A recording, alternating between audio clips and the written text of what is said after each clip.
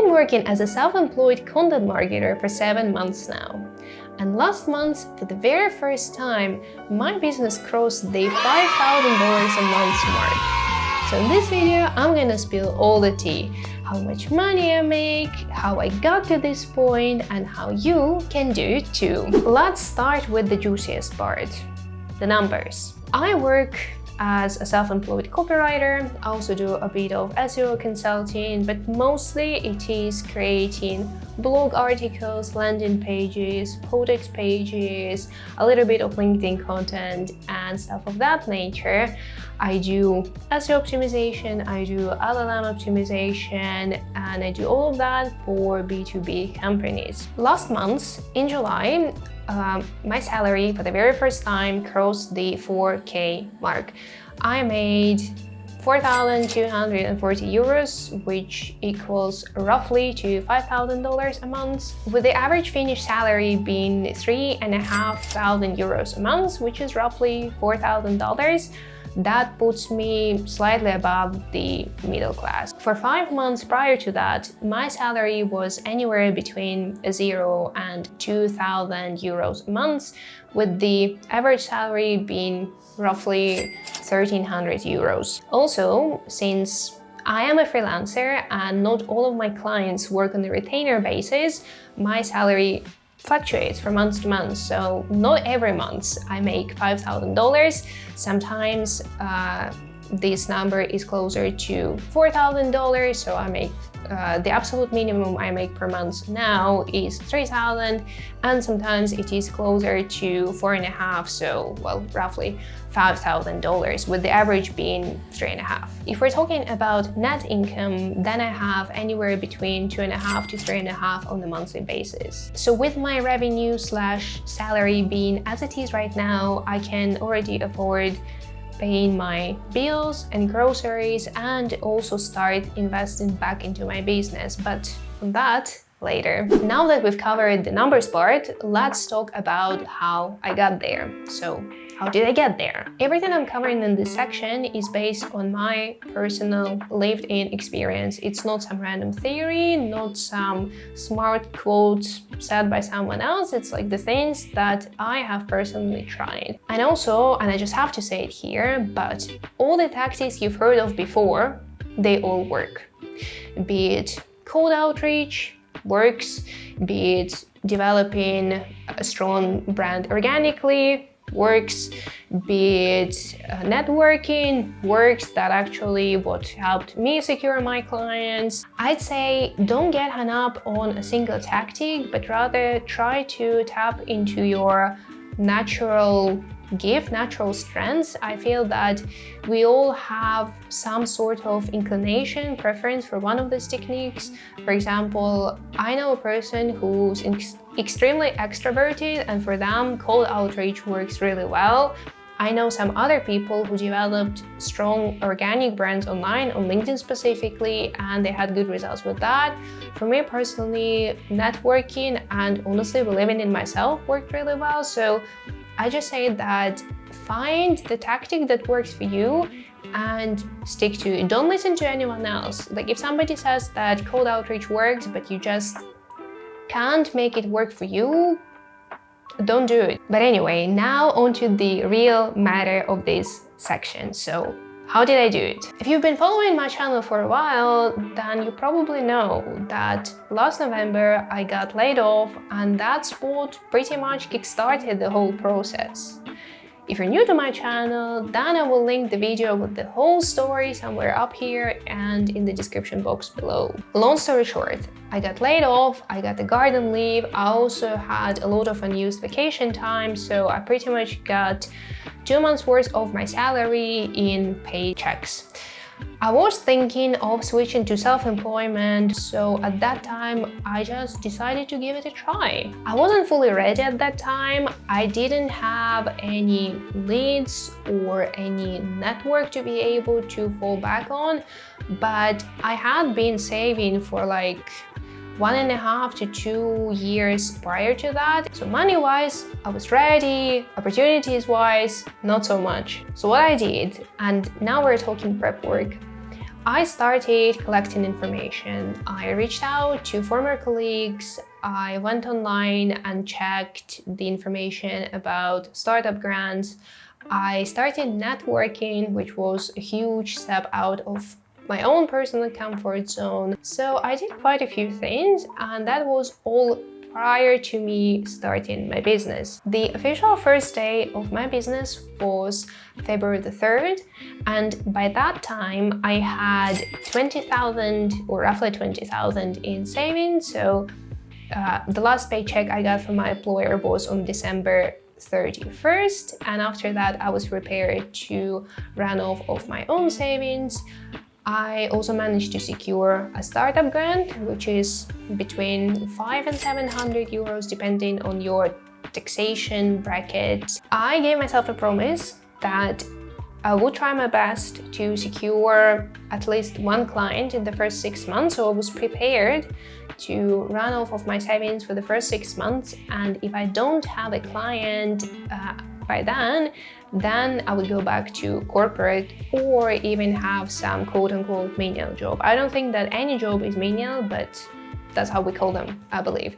Anyway, I was prepared to go and work at McDonald's or trim poodles or do whatever is necessary to make a living. In the end, what worked for me was networking. I was really lucky to meet this person who's running their own agency now, and they needed a copywriter, and that's what I am.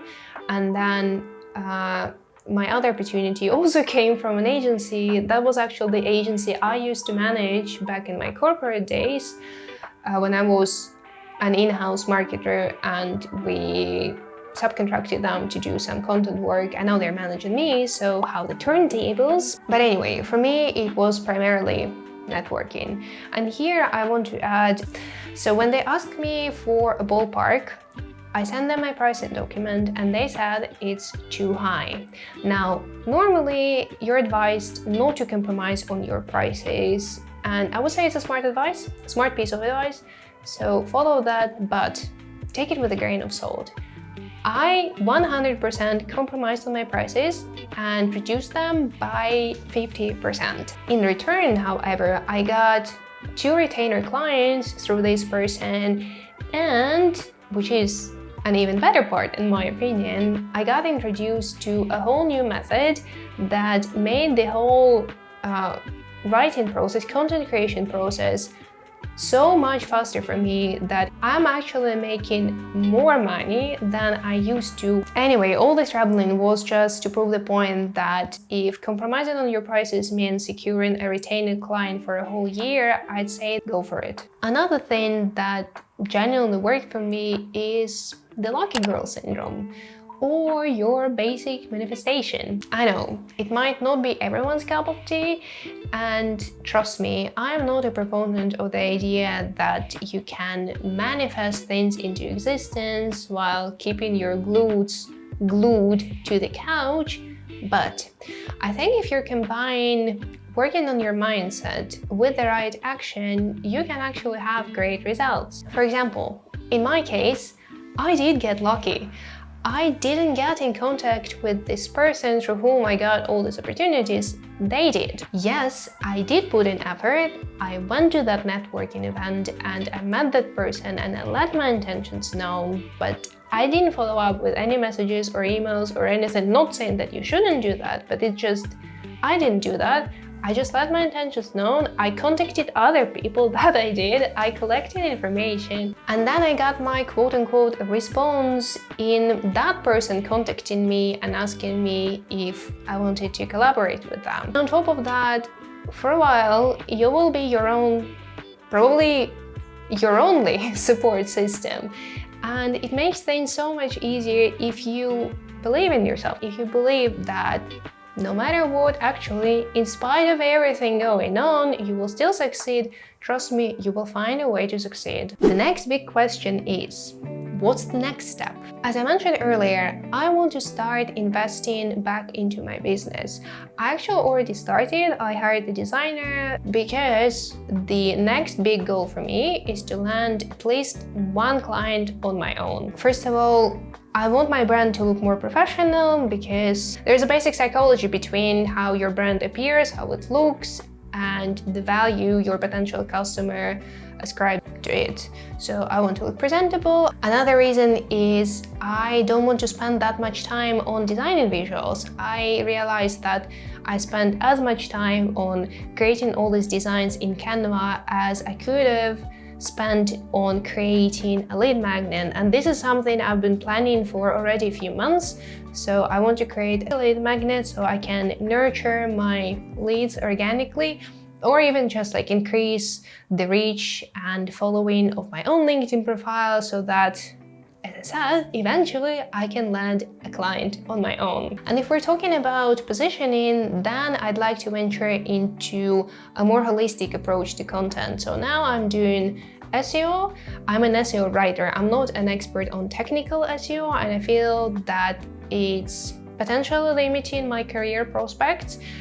But I can actually do very well in this kind of like overall content marketing. So this is kind of like the niche where I would like to go. And for that, again, I need to build up my LinkedIn following and increase the reach and whatnot. I should probably mention here that my goal in life is not to earn all the money in the world. Of course, I am driven by money because I need to pay the bills and I want to have a decent quality of life, but I know when enough is enough. My big goal in life is to live a life. I want all spheres of my life, be it work, hobbies, family and friends, spirituality, health, traveling, whatever, I want all of them balanced. So all of my ideas on how to scale a business are rooted in a simple fact that I want to do more with my life than just work. Now the closing section, a couple of words of wisdom for future entrepreneurs. First of all, there are a lot of opportunities for starting a business.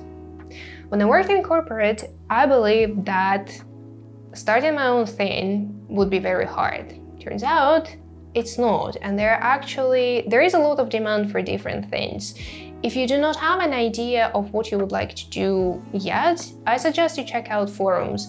Reddit is a great source of inspiration. There's also this book, I think it's called I Could Make Money on That, or I Could Charge for That, or something like that. I'll also link it in the description box below. The point is, there is a lot of demand that has not been met by an equal amount of supply. So find an idea that has a lot of demand, that sparks your own interest, and that meets your skills and salary criteria, and you will be good. The same applies to the creative field too. I am not a native English speaker, I work as a copywriter, and I make decent money with it. So if I can do it, so can you. And that's the second word of wisdom. You can do it. I am probably a perfect example of a perfectly average person. My parents are not wealthy, they're typical middle class office employees. I myself used to work in a very average corporate job, making very average money. I didn't have the highest salary possible, nor the lowest salary possible at that, like literally the most average salary. I made the most average money-related decisions, like I splurged a little bit, but I also saved a little bit, and I tried to invest, like literally the most average profile you could find, and I managed to make my business work. So if an average person like me can do it, I assume you're smart, you're resourceful, you're creative, so can you. And with that, I'm gonna finish this video. I hope you found it useful. Let me know in the comment section if you are planning to start your own business and also what your business idea is. And as always, I wish you a great day and I will see you next time. Bye bye.